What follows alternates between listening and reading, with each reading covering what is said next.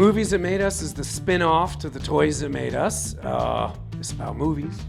And again, we tried to do the same thing where we took these very, very iconic movies that were generational, even though technically there's two, but even though there's really only one Dirty Dancing, like my daughter's already seen it, she's 5. So all the movies to some degree, to a total degree, are these iconic films, even if there was only one. Ghostbusters, they're making a new one right now. So, and there's a lot of stuff actually going on with Die Hard again.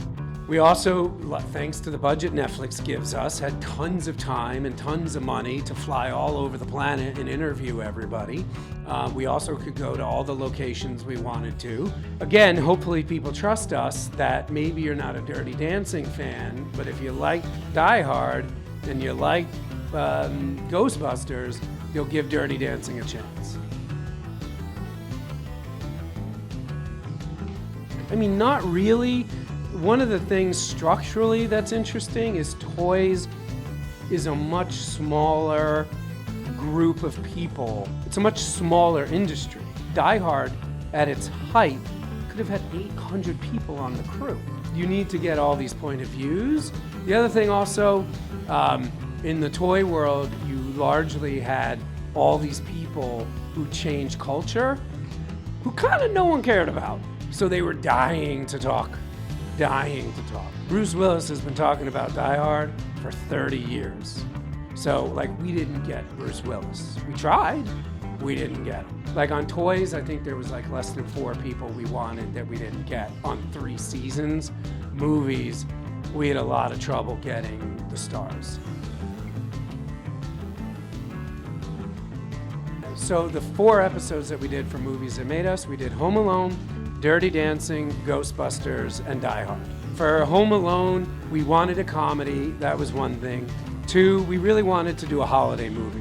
And we really kind of wanted a holiday vibe, so Die Hard, obviously, is also to a certain extent a holiday film. Die Hard, again, it's a Christmas movie, but also it's just such an iconic film. It has a Mount Rushmore character. It's been in production basically nonstop.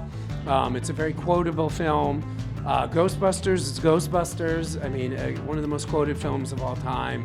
Dirty Dancing was basically, my wife loved the movie, and being very honest with you, it's I want to make more. So what are these world-winning movies if there's 50 million female viewers? If there's one movie in season 1 they're all gonna watch, it would have to be Dirty Dancing. We obviously did a Star Wars episode for Toys, but I get asked a lot, why didn't you do a Star Wars episode of Movies That Made Us? I just feel like Star Wars is so big. A, Disney and Lucasfilm have been making documentaries about it for 30 years, but B, for us to do it right, we'd probably need 2 hours, and there's no way we could do a Star Wars episode in the middle of a regular season. We could do a very special episode about Star Wars, but it's just too big. Yeah, and also all 4 movies have in common great stories. The making of those movies is, awesome. There's a lot of laws that govern public use. So we have a whole system and infrastructure that was designed because of Toys That Made Us. So there are a lot of rules that if you know what the rules are and you follow them, you can use footage to have in the movie.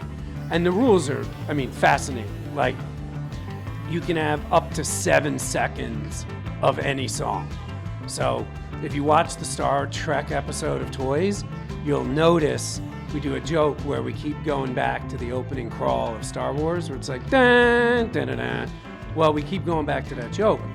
If you add it up, that literally equals 6 seconds and 0.49. Also, anything that's in a trailer, other than music, you can use.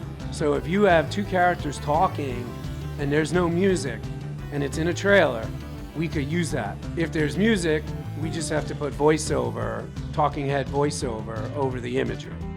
And there's like 400 rules like this. We did have more studio support on some of the episodes than others, but everybody knew we were doing it, and it's a walking commercial. I mean, it's literally a commercial for their film without it coming across as a commercial, because it's not a commercial. No one has Final Cut.